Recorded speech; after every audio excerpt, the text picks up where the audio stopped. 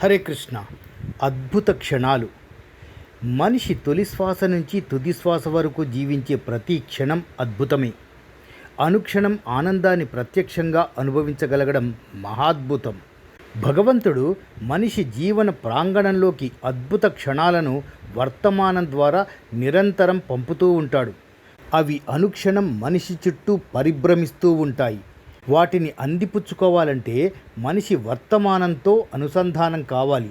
అంతర్లీనంగా ఉన్న అనంత శక్తిని వెలికి తీయడానికి అద్భుత క్షణాలు సదా సంసిద్ధంగా ఉంటాయి. వాటిని గుర్తించడానికి ఒక్క క్షణం, ఒక రోజు, ఒక నెల, ఒక సంవత్సరం, ఒక దశాబ్దం, ఒక జీవితకాలం కూడా పట్టవచ్చు. దాన్ని సరైన సమయంలో గుర్తించి సద్వినియోగం చేసుకున్న వారే చరిత్ర సృష్టిస్తారు. రమణ మహర్షి చిరుప్రాయంలోనే మరణానుభవం పొందిన అద్భుతమైన క్షణం నుంచి ఆయన మరణ భయం నుంచి విముక్తులయ్యారు. అక్షరం రాని కాళిదాసు అచంచల భక్తి విశ్వాసాలు ప్రదర్శించి కాళికాదేవి అనుగ్రహం పొందాడు. ఆమెతోనే నాలుకపై బీజాక్షరాలు రాయించుకున్న క్షణం అద్భుతం. వెంటనే లోపల దాగి ఉన్న కవితాధార గంగా ప్రవాహంలా పొంగుకొచ్చిందండి. మహాకావ్యాలను సృష్టించి కవులకు గురువుగా ప్రసిద్ధి చెందారు. ఆల్చిప్పలో సరైన సమయంలో నీటి బిందువు పడటం అద్భుతం. తర్వాత అది ముత్యంగా మారడం మరో అద్భుతం. నవమాసాలు మోసి ప్రసవ వేదనతో మరణపుటంచుల వరకు వెళ్ళి బిడ్డను ప్రసవించిన క్షణం మాతృమూర్తికి మరువలేని అద్భుతం. ఎన్నో వ్యయ ప్రయాసల కోర్చి 7 కొండలు ఎక్కి ఎన్నో కోరికలతో శ్రీవారిని దర్శించుకున్న క్షణంలో మనసు స్తబ్దమవుతుంది. అప్పుడు కలిగే వాంఛారహిత శూన్య స్థితి అత్యద్భుతం.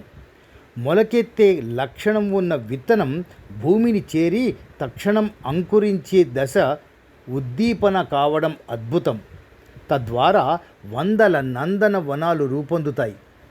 వ్యక్తి తనలో ఉండే సానుకూల శక్తిని వెలికి తీసే క్షణాన్ని గుర్తించినప్పుడే వందలాది సత్సమాజాలకు సృష్టికర్త కాగలుగుతాడు. గౌతమ బుద్ధుడు, వివేకానంద స్వామి, మహాత్మా గాంధీ వంటి మహోన్నత వ్యక్తులు చేసిందే ఇది. హృదయ కుహరంలో దాగి ఉన్న శక్తి గురించి మీకు తెలిసింది చాలా తక్కువ. అవధులు లేని సంద్రంలా మీలో అనంత శక్తి విస్తరించి ఉంది. దాని దివ్యత్వాన్ని జాగృతపరిచే అద్భుత క్షణాన్ని మీరు గుర్తించగలగాలి.